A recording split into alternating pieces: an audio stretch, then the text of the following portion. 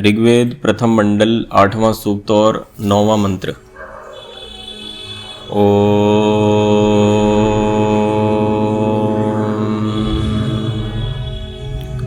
एवाहिते विभूतय ऊतय इंद्रमावते सद्यश्चित संति दाशुषे। पदार्थ। हे इंद्र जगदीश्वर, आपकी कृपा से जैसे ते आपके विभूतयः जो उत्तम ऐश्वर्य और ऊतयः रक्षा विज्ञान आदि गुण मुझको प्राप्त संति हैं, वैसे मावते मेरे तुल्य दाशुषे चित आ सबके उपकार और धर्म में मन को देने वाले पुरुष को सद्य एव शीघ्र ही प्राप्त हो। भावार्थ। इस मंत्र में लुप्त उपमा अलंकार है।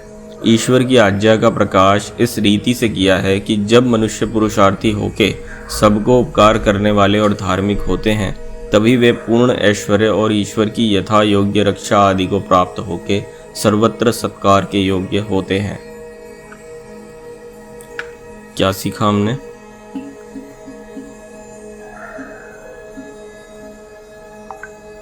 ध्रुव, ये है समझ? अनिल, विशाल। इसमें बताया गया जब मनुष्य पुरुषार्थ करके विद्या को ग्रहण करते हैं तो ही वह विद्या को शेयर करने के योग्य। हाँ, इस मंत्र में एक तरह से एक प्रार्थना की गई है।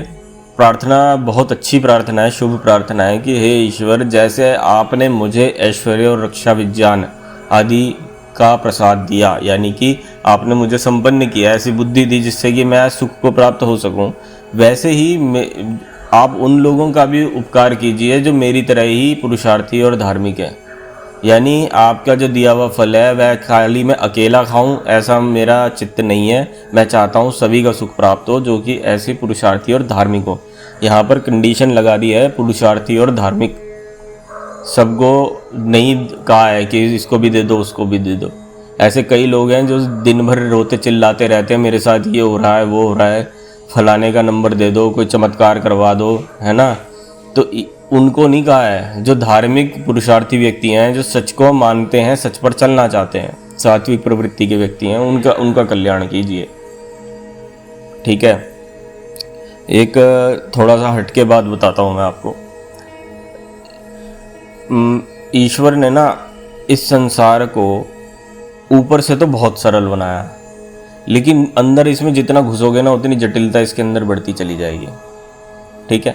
एक आप अपने शरीर को ही देखो, कितना सिंपल सा लगता है बाहर से, हाथ पैर सब कुछ आराम से दिखाई दे रहे हैं, बाल वाल सब दिखाई दे रहे हैं, लेकिन आपको क्या पता इसके एक एक सेल के अंदर पूरा एक ब्रह्मांड है, कितना ज़्यादा जटिल है। ईश्वर ने हमको जो चीज़ दी है ना, प्रोडक्ट, वो बहुत ही सिंपल और एक्सेसिबल दी है। जैसे सूर्य है, सूर्य को ऐसे बना दिया है कि आपको कुछ करना ही नहीं है। आप 8-10 घंटे बीतते हैं रात के, सूर्य अपने आप ही उग जाता है आपके उपकार के लिए। उन्हें पता है कि मनुष्य की योग्यता कितनी है, तो मनुष्य की जितनी योग्यता है उसके हिसाब से उसको सारे पदार्थ सुलभ करा दिए और वह उनका उपयोग करे। ज़्यादा अंदर इधर उधर दाएं बाएं अंदर जितना घुसेगा ना उतना आदमी खराब हो जाएगा। ठीक है। वो चीज़ों को हैंडल नहीं कर पाएगा। अब आपको एक चीज़ बताता हूँ, ये जितना भी टोने टोटके होते हैं और जितना भी ये सब होता है ना, वो कर देना, जैसे जिसको कहते हैं लोग चमत्कार हो गया, इनका भी मैं ये नहीं कहूँगा कि इनका कोई वो नहीं है, अस्तित्व नहीं है, इनका भी अस्तित्व है, लेकिन ये ना कारगर सिद्ध नहीं हो पाते। कारगर सिद्ध कैसे नहीं हो पाते, एक मैं आपको बात बताता हूँ।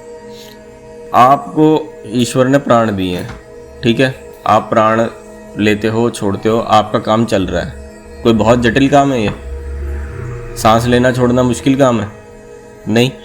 लेकिन ऐसी कुछ विद्याएं हैं जिसमें कि प्राणों के ना अलग अलग फ्रीक्वेंसी और रिदम के साथ ना शरीर के अंदर अलग अलग चेंजेस हो जाते हैं। ठीक है। ये जटिल प्रक्रियाएं होती हैं, काम वो करती हैं लेकिन वे जटिल प्रक्रियाएं होती हैं। ठीक है। इसलिए जो लोग वेद विद्या का अनुसरण करने वाले होते हैं उनको ना ईश्वर ने हर चीज़ बहुत सिंपल दे रखी है।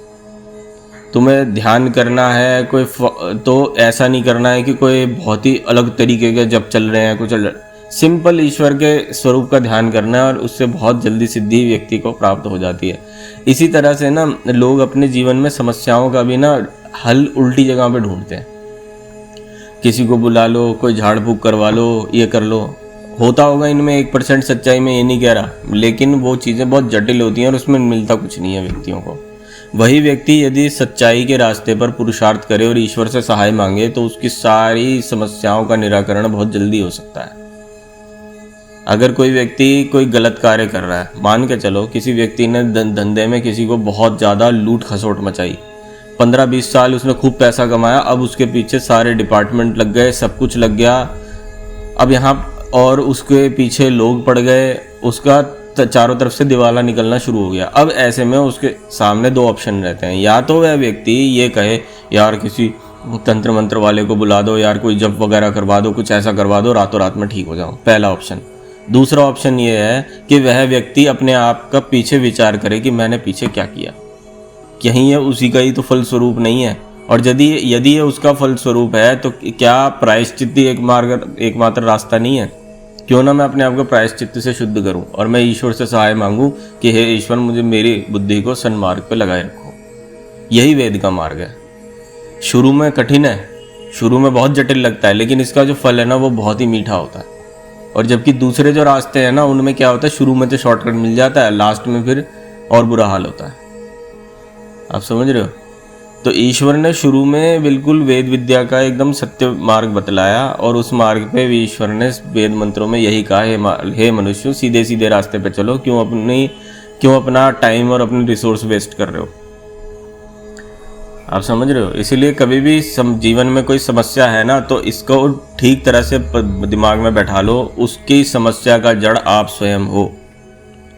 ठीक है? और कभी भी लाइफ में कोई समस्या चैलेंज आए तो आप ये समझ लेना कि मेरी ओर से क्या किया जा सकता है।